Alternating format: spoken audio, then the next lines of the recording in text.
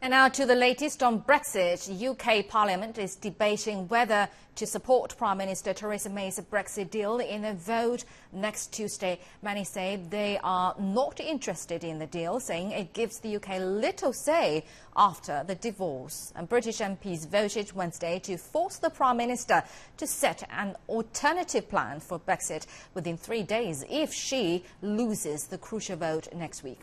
Now, Richard Bestick reports from London. More than 100 of her own parliamentary party, in addition to the opposition parties, have said they'll vote no. They're unhappy about elements of the deal which they say could see the UK trapped into taking the rules of the EU but without any voice in their making. So we now have 5 more days of all-out Brexit in Parliament here. The Prime Minister will wrap next Tuesday and then the vote. And if she fails, May just has a few weeks to come back to Parliament and outline her plan B. Quite what that is, I don't know. She's not made that clear. I also want to reassure colleagues that whatever the outcome of this debate, we will respond rapidly, recognising that we must provide Parliament with as much security as possible. I give way to the member for Birkenhead.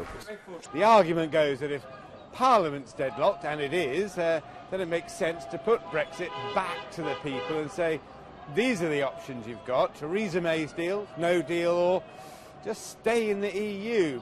The only way to avoid no deal is to vote for the deal. It would take time, though, and that's something the UK government doesn't have. There's just 79 days left before the UK leaves the EU. Brussels would likely help, offering more time, but the Brexit trench war is here, not in Brussels, and the arguments over a second referendum would be as intense as anything we've seen so far. As Theresa May herself said, if her deal fails, Britain is in constitutional uncharted waters.